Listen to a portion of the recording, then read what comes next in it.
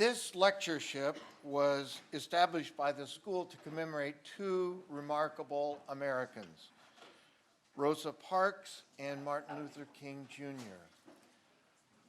I may be one of the oldest people in the room. I see some who are roughly my age. I didn't know either of them personally, but I did know their attorney, Fred Gray, who had lunch with Rosa Parks on December 1st, 1955, the day that she refused to give up her seat, and then represented her and represented Dr. King as long as he lived in Montgomery. So some of us actually have a little living connection to those very significant events. We established this lectureship as a way of not only remembering the past, but of challenging us to meet the issues of the present, and they are still, unfortunately, too much with us, and to envision a future which is better than the present or the past. The people who have given this lecture are quite remarkable. National figures include Ambassador Andrew Young, Senator Raphael Warnock, Brian Stevenson, I don't think I need to tell you who he is, and our own William Barber. Figures associated directly with Yale, with this school, Rena Karifa Smart, whose portrait hangs in our common room, M. Sean Copeland, Elizabeth Alexander, a very famous poet, Willie Jennings, who's now on our faculty, and Emily Towns, who was at one time on our faculty and just stepped down as being Dean of Vanderbilt Divinity School. And some very notable academics, people like Renita Weems or Dwight Hopkins or Barbara Savage. But never have we had a dean from one of our sister schools address us. So tonight's going to be a first. And we're absolutely thrilled to be able to welcome our speaker as our speaker, but also as, I'm saying this personally, as a colleague here in New England. We're thrilled you're here and at the helm of HDS. So to give a proper introduction to the two people who will be speaking to us, I'd like to ask our own Professor Braxton Shelley if he would introduce them. Braxton.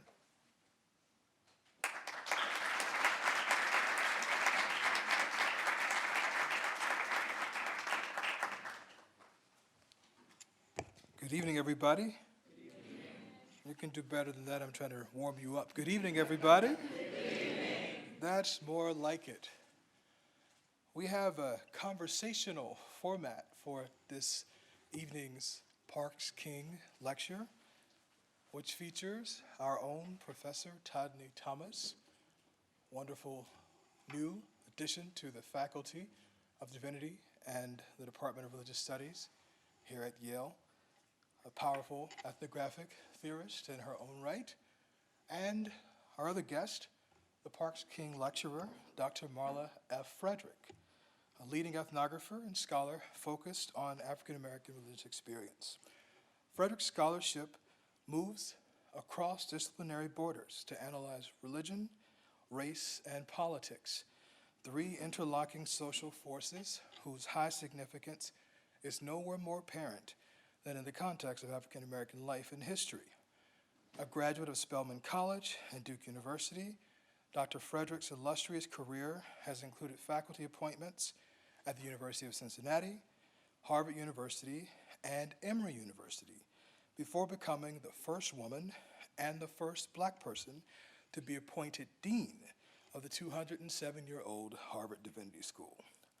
I will never forget reading Dean Frederick's first book during my first semester of my MDiv.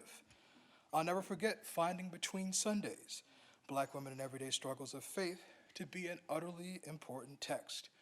I was blown away by the brilliance and care, the nuance and detail, the conviction and intellection with which she studies the lives of the kind of northeastern North Carolinian Black Baptist churchwomen who raised me. What a model she casts of how to take Black religion, Black people, and especially Black women seriously, while illustrating the complexities of Black social life as it is animated by dynamics of gender and class and belief. In the introduction to the path-breaking book we've been celebrating today, Marla writes, quote, "It is common knowledge that regardless of race or socioeconomic background, women form the backbone of most religious organizations in the United States." Frederick goes on to cite Cheryl Townsend Jukes' work on churchwomen, If It Wasn't for the Women, arguing that this simple title leaves the reader with little doubt in answering the hypothetical, quote, "If it wasn't for the women, there would be no church." Redirecting this claim from the institution of the church to the institution of religious study, I want to ask, what would the study of black religion be if it wasn't for Marla Frederick, past president of the American Academy of Religion? What would black anthropology be if it wasn't for Marla Frederick, past president of the Association of Black Anthropologists? What would religious studies be if it wasn't for Marla Frederick and Between Sundays and colored television and televised redemption and all the brilliant pieces of work that have cleared a path and lifted a standard for the kind of scholarship we try to practice and teach in this quadrangle? So we are especially privileged to hear this year's Parks King Lecture, the conversation about the promise and precarity of black institutions, historical past, ethnographic presence, and collective futures, presented by our Professor Todne Thomas and Dr. Marla Faye Frederick, the Dean of the Faculty of Divinity and the John Lord O'Brien Professor of Divinity at Harvard University. Let's get up and give them a round of applause at this time.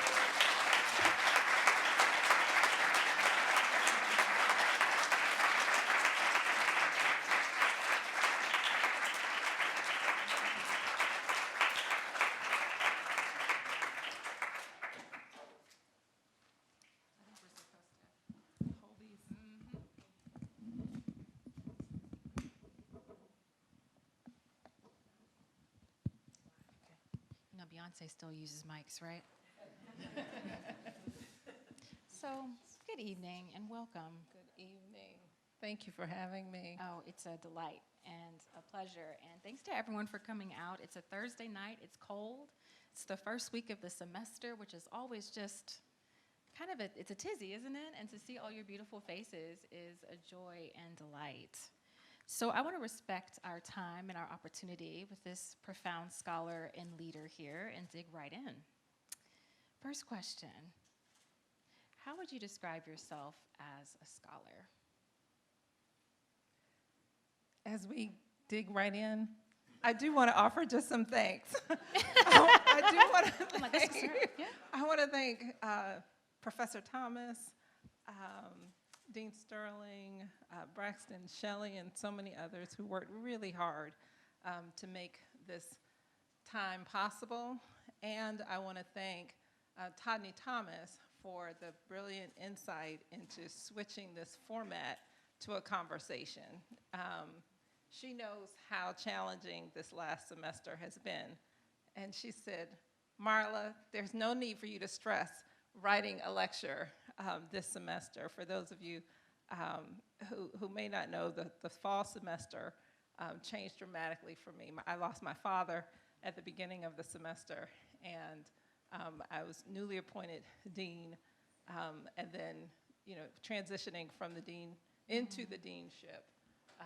And then my first day as dean, I sent out my greetings at 9:30 that morning, and our president resigned at 1:30 that afternoon. So it would be an understatement to say that these last few weeks have just been undaunting, just a challenge beyond anything I could have imagined. So I appreciate this format. And so I hope to answer questions in a way that both illuminates and inspires. So thank you. Well, see, already honest and generous, right? As a person. We're thrilled to have you. And thank you for just honoring this commitment amidst all of those transitions. I think it's an excellent model of scholarship and collegiality and leadership, right? And just another affirmation that Harvard actually made a good choice. Oh. I could be generous too. So you asked me, what kind of scholar am I? How would you describe yourself as a scholar? I am an anthropologist and a scholar of Black religious life. Okay. Yeah. And what are the major methods you apply? Primarily ethnographic research methods, though I use interdisciplinary sources to provide analysis of my work. Yeah, which comes out very beautifully in all of your scholarship, as well as, you know, there's theology, there's sociology, there's deep history. She also does media studies, collaborative ethnography, right? What tributaries of thought and thinkers, you got into some of this earlier today, but I want to think about the broader corpus of your work. Yeah. What tributaries of thought and thinkers have been most catalytic to your thinking, your writing, your teaching? Yeah. When I started out in graduate school, foundational texts were, of course, anything that Du Bois wrote. E. Franklin Fraser, Herskovits, the Fraser-Herskovits debate, and then just in anthropology, the work of Zora Neale Hurston was indispensable to thinking about how to write and think about Black life.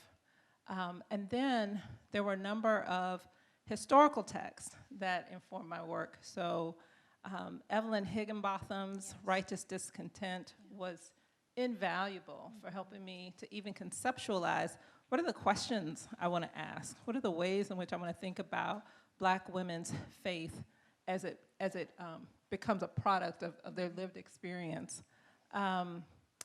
Judith Weisenfeld was incredibly important. And so I was grasping at different historians who were writing about Black life and Black women's lives, and then womanist theologians who were writing about Black women's faith experience from a theological and ethical perspective. And so I was pulling from all of these different sources to help me think about what it is that I was seeing Black women do in their everyday lives. That's great. What's one hidden transcript to your evolution or training as a scholar that a lot of people don't know, but that you know has been central to your journey as a scholar? Attending Spelman College, hands down. And I say that without reservation because I grew up in South Carolina. They're banning books now across the South. They didn't have to ban books when I was growing up. They simply didn't ask you to read them. And so from kindergarten through 12th grade, I was never assigned a book to read that was written by a Black person. Not one. I was allowed to do one book report that was extra credit that I wrote on Native Son, Richard Wright's Native Son, but it was not a part of the discourse in my high school. And this was a high school with AP courses. We were in AP courses. We were not reading Black literature, which is not only a detriment to me, it's a detriment to all of the students, to all of the white students in my class. I went to a high school that was basically 50-50 Black and white, and so they were not exposed. And so even the politics of the South that you see, even from some of our presidential candidates, is a reflection of the lack, because we're about the same age, she and I are about the same age, it's a reflection of her education in South Carolina. What was critical about leaving my hometown and going to Spelman was that at Spelman it was organic to the experience that you were going to read Black literature, that you were going to read Black history. What were some of your favorite classes at Spelman? Your favorite professors? So this is the other hidden transcript. Dr. Gloria Wade Gales and Dr. Janetta Cole. Okay. So between those two women, so I would take Gloria Wade Gales, phenomenal professor and scholar. And if you have never heard Nikki Finney, do you all know Nikki Finney? So she won the National Book Award one year, and she offers this acceptance speech for the National Book Award. Nikki Finney is also from Sumter, South Carolina. So, and she attended Talladega College, and Dr. Gales taught at Talladega before coming to Spelman. And so in her acceptance speech, I'm listening to her give her acceptance speech, and she said she thanks Dr. Gales. And she says that Dr. Gales, when she was at Talladega College, she was hanging out with her friends, and they had something of a wall that they would lean on and hang out and talk. And so she said, Dr. Gales walked up to her, and only the way Dr. Gales can do it, she says, Nikki, have you read all of the books in the library? I said, no. If you have not read all of the books in the library, what makes you think that you have time to be standing around here hanging on the wall? And that's just Dr. Gales' standard. She wanted you to read, she wanted you to write. She was a demanding professor and an inspirational professor.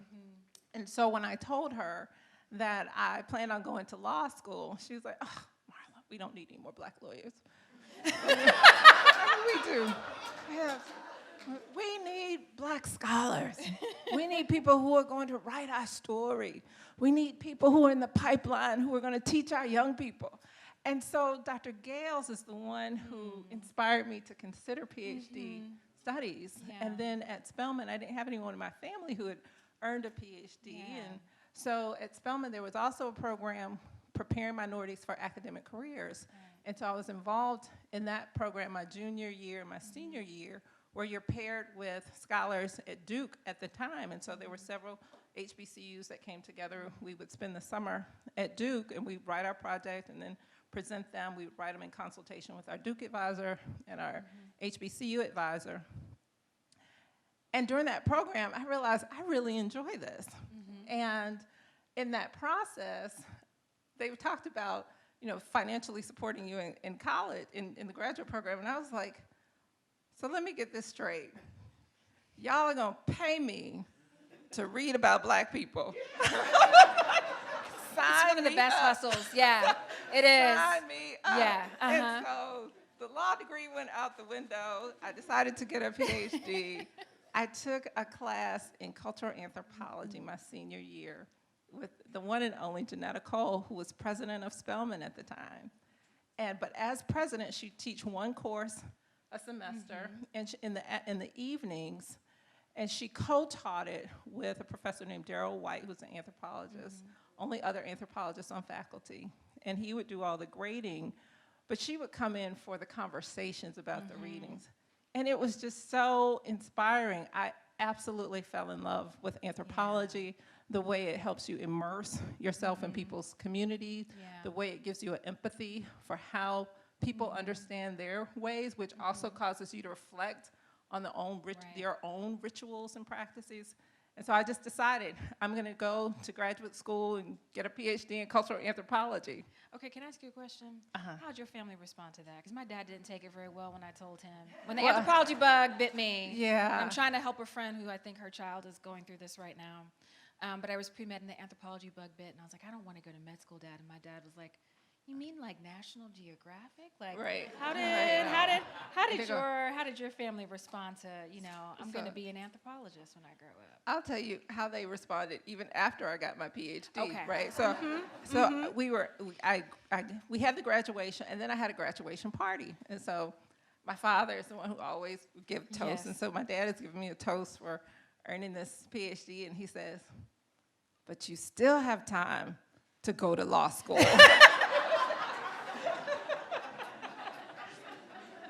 He did not give up on the dream. He did not give up on the dream. Yeah, So, that's beautiful. yeah, but I would say Gloria Wade Gales and Janetta Cole really kind of set me on a path, along with many other professors at Spelman who just believed in you and had high expectations of you.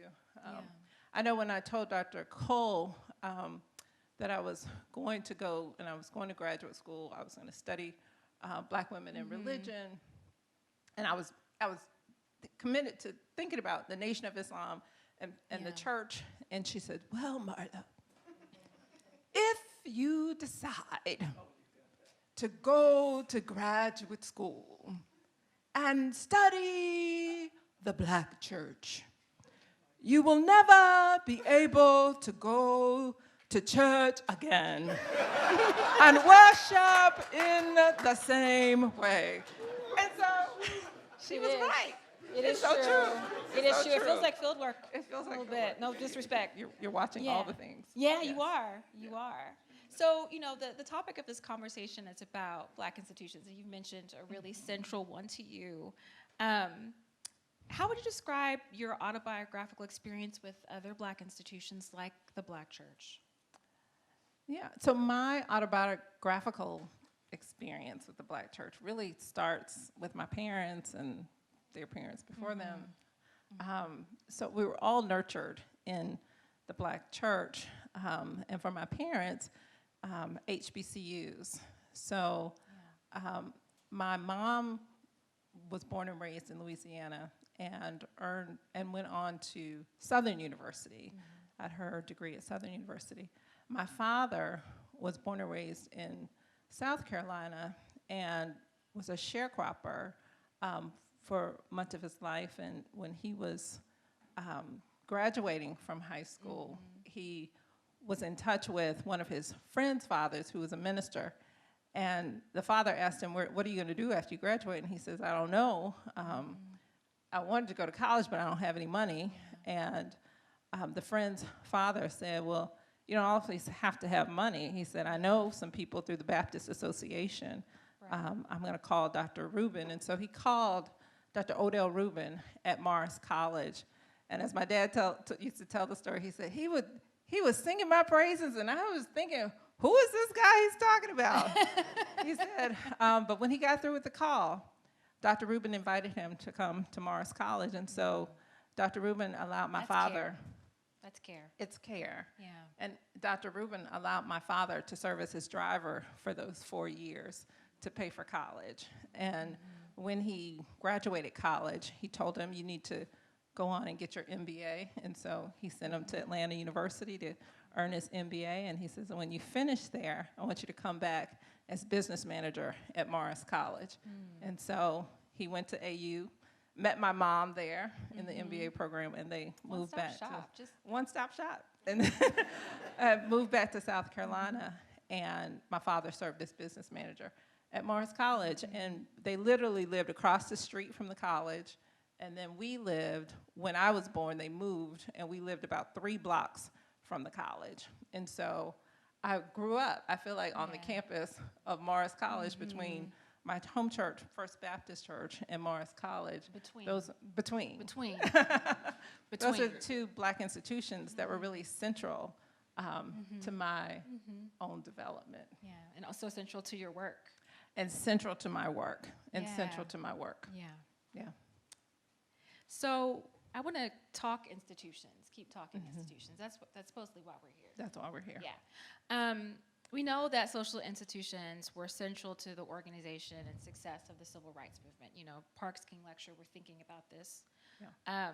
Yet there's so many sort of contemporary cultural and intellectual scripts that kind of write against social institutions. It's kind of not cool or in vogue to study institutions. Do you know what I mean? And I'm thinking about Afro-pessimism and the concept of borrowed institutionality, the popular category of the spiritual but not religious, and assuming spiritual is kind of anti-institutional or outside of the institution, as well as sort of assimilative forces and pressures that sort of move Black students and Black worshipers into, predominantly white institutions. I mean, we're here. Right.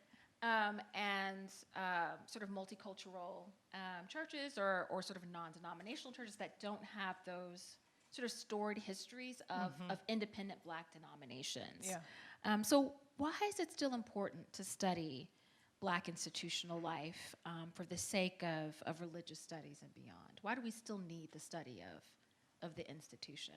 Great question. I can ask a couple.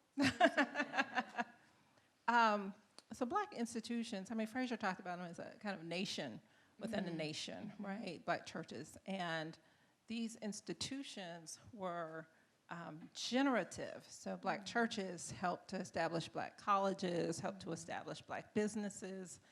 And these institutions, in a kind of post-racial, if you will, world, are struggling, as many of them, to remain viable. And I think that goes hand in hand with questions about social inequality and Black access. And so when I think about the importance of Black institutions, I think about the role that they have played historically in cultivating Black community life. Yes. And when I was, when I think about, so we tend to think of, when we think about the Black church and social activism, right? We think about the anti-slavery movement, we think about the civil rights movement, but we don't think about the Black church as an institution builder and the kind of engine that it provided for development, for the development of Black colleges and universities. And if you think about it in that context, I think you think about them as interconnected vehicles, such that with the decline in Black institutional life, you see a decline in a kind of comparative decline in those institutions. Yes.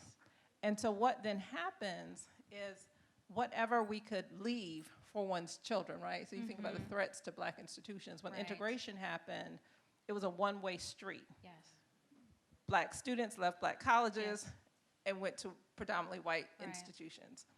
Black people in Black businesses, they left, they went to corporate America because you had access to corporate America.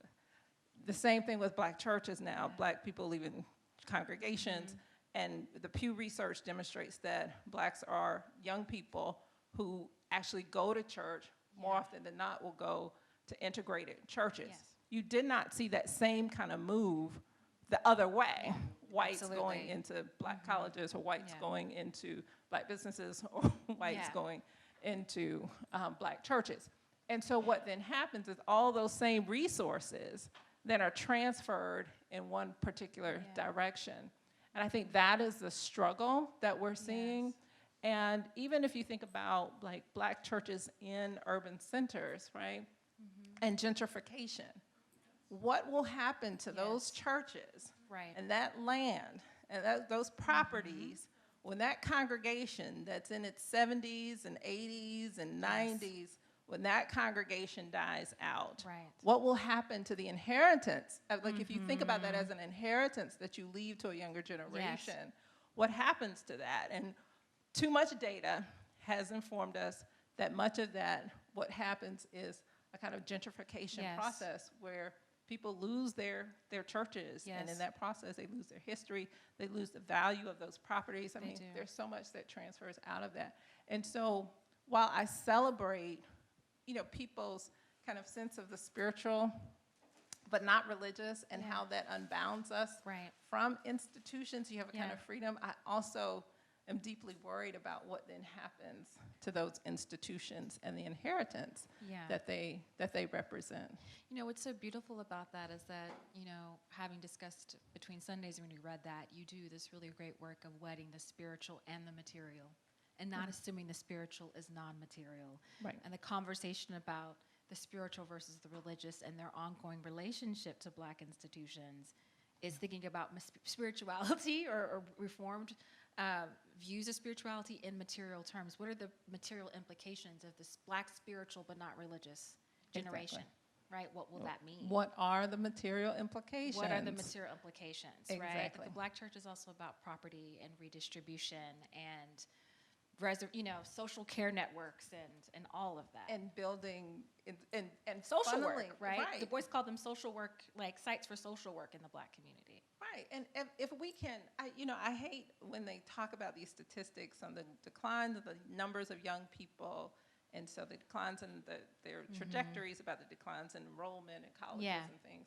I was like, but they're not projecting this similar kind of decline in the building of prisons, right? So there are all kinds of places where people could go, and a college is not a bad option compared to a prison.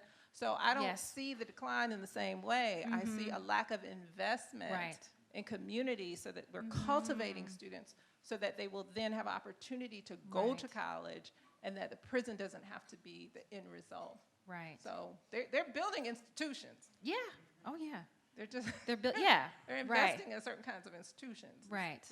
Some are on the rise, right? And there's but I think there's also a kind of ongoing model about institutional decline. There's assimilation and modernity and modernization And even Du Bois was wondering what modernity would mean for Black churchgoers, right? And the state of the Black church, which he had a very complicated relationship, right? You know, Preacher's so Negro Church in America. I mean, he had some thoughts right on the Black church. He was not necessarily a fan, nor was he necessarily a fan of certain kind of Black institutions, the way they were, you know, run as he saw it. At the same time, those institutions have built whole communities. Yeah. They've developed whole fields, whether it's the number of Blacks who are Black judges, Black engineers, Right. Black doctors. I think Right. all of those numbers come Right. from a place, and many of those places are the historically Black colleges and universities that Black churches helped build, and white churches that helped build HBCUs. Right, absolutely. In the South. And so there's a way in which I think even white progressive people should reclaim that history. That partnership of investing in these institutions. I'm working on this encyclopedia now. Yes. Tell us Of about that. HBCU histories. And it is fascinating. So there are over 100 HBCUs, and we have secured about 80 plus authors who are writing. Some are writing more than one essay. But they're writing essays to tell the histories of these institutions. And one of the things that becomes clear is the kind of collaborative work that happened between white denominations and Blacks in the South, and the kind of independent work of Black Baptists, really organizing, pooling their resources together to establish this one Black college, and the investment of time and energy and money in making these institutions viable. I think it's a whole area of research that really needs to be tapped. I know some people are doing work in the field of education, but I think more religion scholars need to be thinking about these institutions and the connection to the building of HBCUs and the commitment to Black uplift that they represent. Yeah, these inter-institutional linkages, right? Absolutely. And how they're connected. That's wonderful. And that's across denominations. And when I say Yeah. that, I mean that's across denominations. So- Yeah, like Knoxville College was the Black Presbyterian, and the Black Presbyterian churches were connected. Right. Yeah. And so Yeah. if you think even today, the AME Church and the United Methodist Church are the two denominations that support the most HBCUs. And so that's a long, rich history that I think deserves committed exploration. So that even as we talk about in Black religious studies, like I was mentioning earlier, kind of Black activism. Yeah. If there's a place to talk about Black activism, it's not just with the anti-slavery movement or with the civil rights movement. It's in studying the labor and the commitment and the sacrifice of people trying to build these institutions, because often they were building them against a hostile white environment. Right. And so you would build a building, and then the white mob would come and burn the building down, right? Yes. Or they would threaten, when white missionaries would come south, they would threaten them with murder or assault if they stayed in town too long. So there are all these ways in which, when one thinks about this work and think about the faith commitments that it took for people to go into this hostile territory and build these institutions, that's a story I think that needs to be told. I mean, it has all of the other kinds of implications of, the assumptions still of Black inferiority that accompanies white missionaries often to the South. And yet still, they, against whites in the South, believe that Blacks have the capacity to learn, should be educated, and should be informed citizens. So and resources should be redistributed. So there's a tension there. I mean, that's the messy work of scholarship, but it's a story that I think needs to be explored more. And there's something that you said that's just about, one of my favorite parts of my first book was about T. Michael Flowers moving to the segregated South to do missionary work and moving against the grain, right? Yeah. Moving against the tide. And there are these sort of ideas about what makes institutions viable. There's a certain kind of math a certain kind of reckoning. Right. And faith has its own reckoning, right? Yeah. It motivates moving against the grain, moving against popular currents. It motivates a different kind of non-math. It motivates, you were talking about the numbers of doctors and lawyers, but I was thinking about the intangibles. I think about, in my own research, one of the reasons I still love researching Black churches is that they build capacity, right? They build the way Black people see themselves and think about what they can do in the world, right? And that's not quantifiable, right? But I think we're both products of what that actually looks like, right? Like you could be in a faculty meeting, but my mama's best friend is like, listen, they could say really nasty things to you, but get your groceries, and we love you, Right. and we've always known you were brilliant, Right. and there's no math. That's against the algorithm, Right. And There's no way so to quantify it's what those interactions look like. right. And so studying those models of the past can maybe move us past certain kinds of neoliberal institutional reckonings about viability, Yeah. about resources and where they should go, Right. right? Right. What Elizabeth Povinelli calls the authorless wager, right? Yeah. A wager's made that some people won't make it, Yeah. or some people aren't worth it. And some institutions. Right. So even in this discussion of HBCUs, there's debate. Some people say, well, we ought to just save the biggest big and ones. the strong ones and let the little ones just kind of die out. And so the big ones, Howard, you say Kamala Harris, or Morehouse, you say Raphael Warnock, or Spelman, and you say Marla Frederick. Stacey. Right? That's what y'all were thinking first, right? Okay. Stacey Abrams. We could Her go too, down the list, yeah. and many people. And so you think of these national kinds of figures. Yeah. But what's missing in that is these small colleges and the kinds of local and Yes. state leaders they are every day producing. And when you kind of shut down these small colleges, you miss out on the vibrancy of that kind of intellectual, social commitment that these people have. I know, Yeah. if you think about, I think about my dad's alma mater, Morris College. Not only did my dad come out of there, but several people. I think about a Reverend Ralph Canty, who is owns a local mortuary, is the pastor of a large church, and once was president of the of the Progressive Baptist Convention, and the kind of ripple effect of his influence in the community.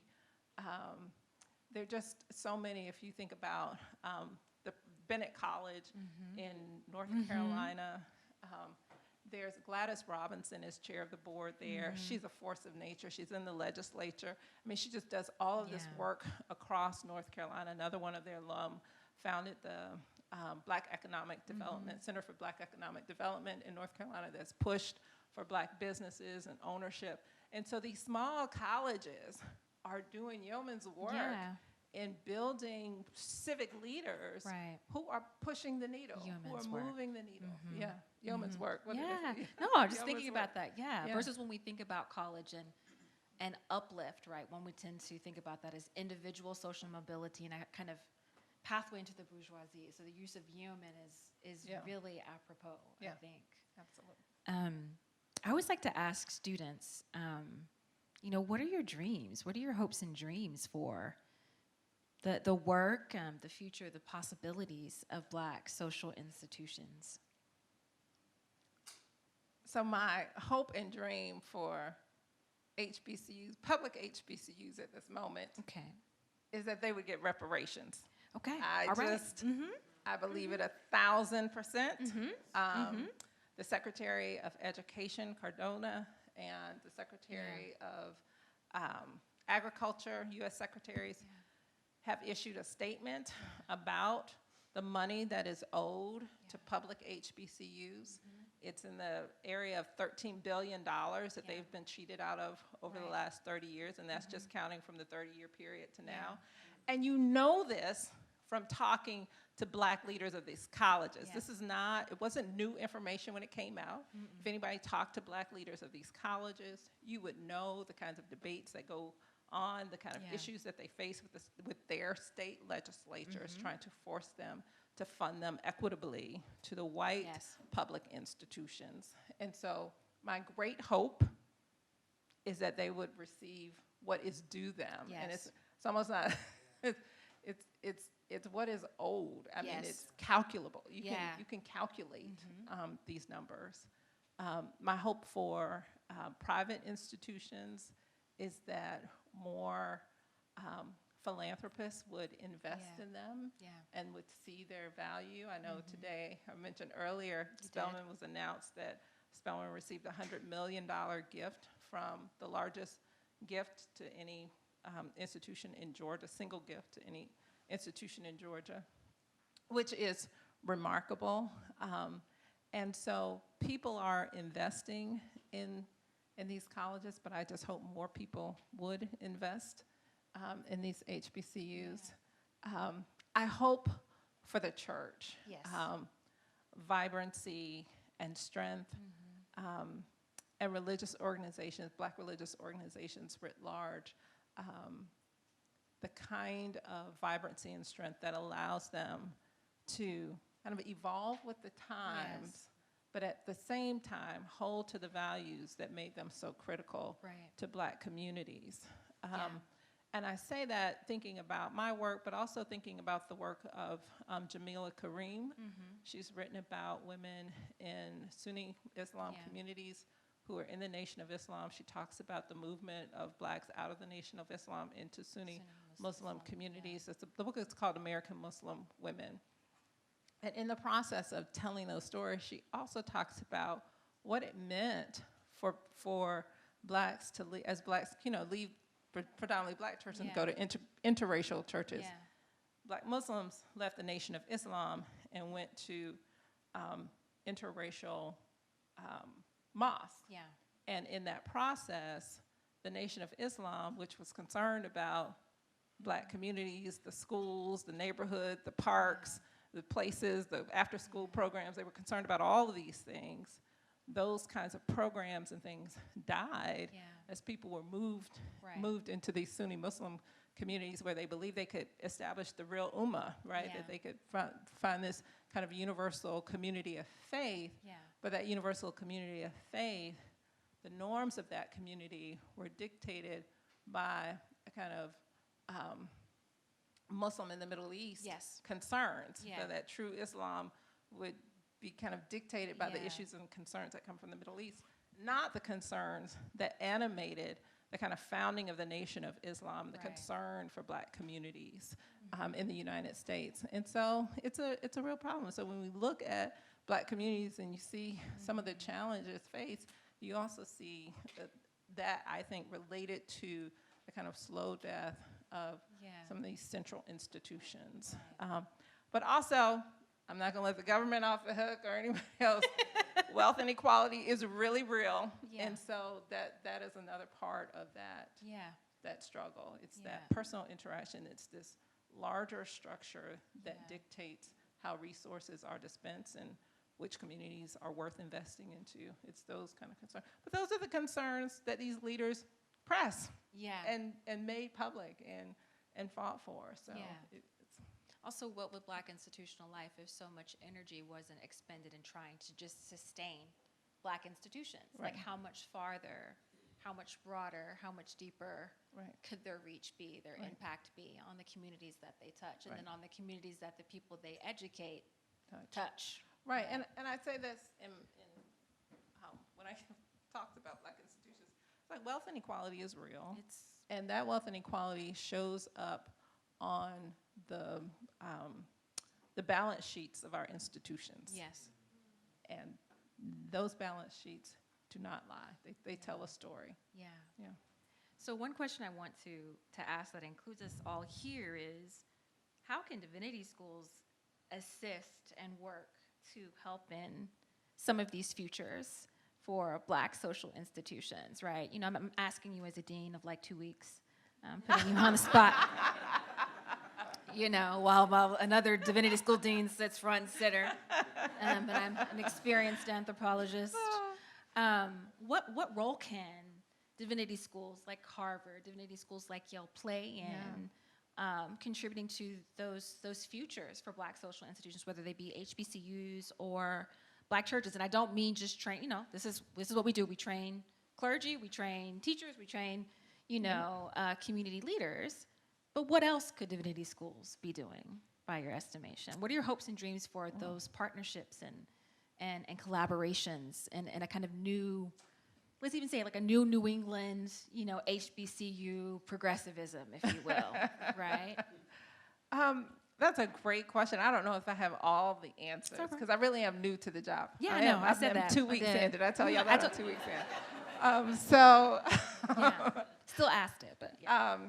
So part of it is educating a generation of young people who are concerned about these issues. Yes. It's supporting scholarship that tells these stories. Yeah. I'm excited about the numbers of Black women who come to divinity school and are trained in these spaces and go out and lead churches and institutions. I'll tell you this story. As it relates to Black institutions, sometimes I think some of these colleges wouldn't be struggling so much if they had, elected a Black woman president 2 decades ago, 3 decades ago.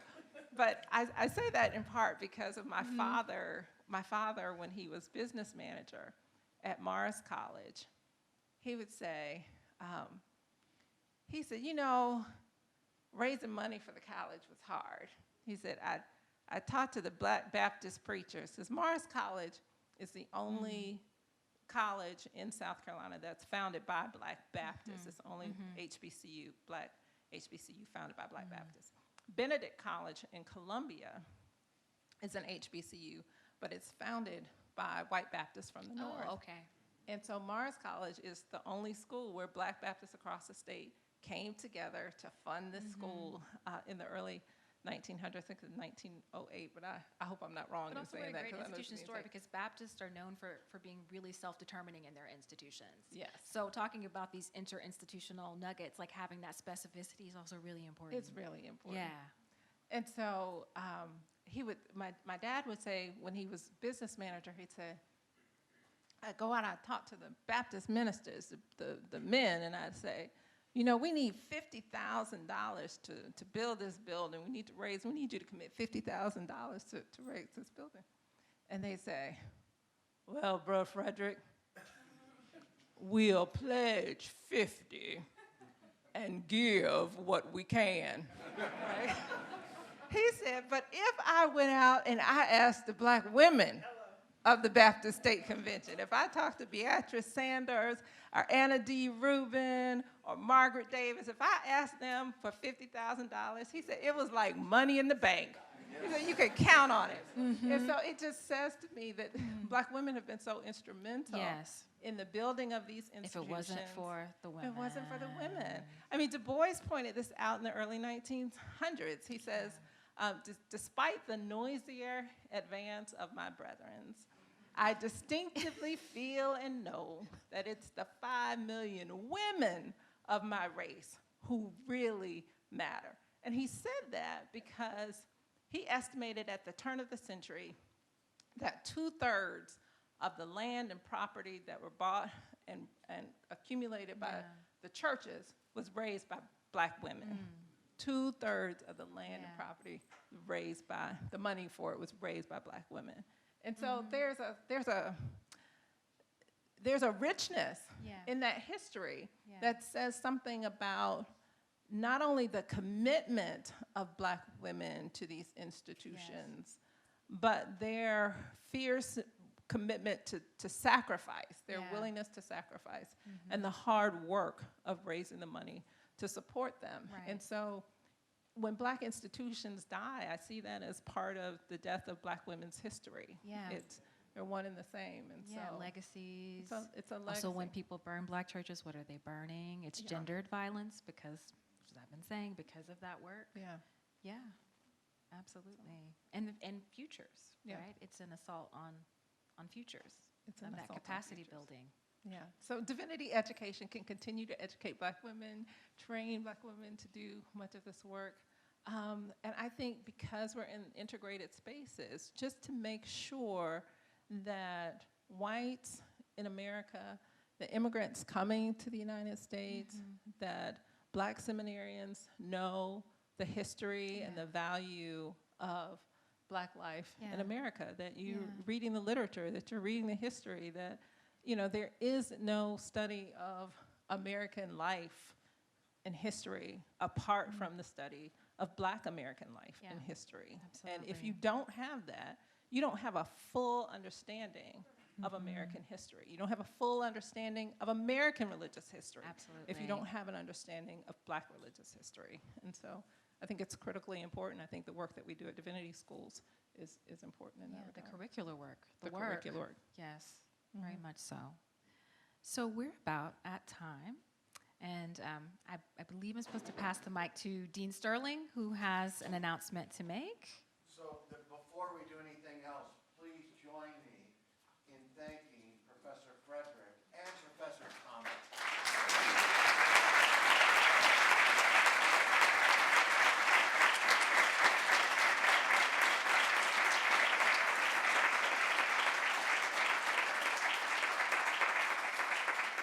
We do take seriously the need to form students and to listen to them. And so, Andre, where are you? Andre Gilford? He's not here. Oh, he's not here. Oh, I thought, all right. Well, we're celebrating. This lectureship was started in part through the encouragement of the Yale Black Seminarians. And so they're celebrating their 55th anniversary. They got cheated because of COVID and celebrating their 50th. So we just moved it to this year. I love that. So if you see some of the Yale Black Seminarians, be sure to say congratulations and thank them for helping to launch this series. I will now invite you to join us in a reception. The one little problem is we've been doing a lot of renovating work here, as you can see next door, and we still don't have the main lobby open. That will be open at the end of next week. So on the 26th anyway. When is the 26th? I think that's next week. Anyway, the 26th. So probably the following Monday it'll be open. So what this means is you're going to have to go out and go up and then go down. It's going to be in the old common room. And if you don't know what I mean, just follow the crowd. There's an elevator outside and there's a stairwell, and we'll go through the current common room and then down a set of stairs, or you can go to an elevator and go down. But there'll be people to show you. And you can visit with Professor Frederick, Professor Thomas, and with one another. But I'd ask you to once again join me in not only thanking Marla, but also in welcoming her as our partner here in the New England area. We sometimes joke and say that little school up there in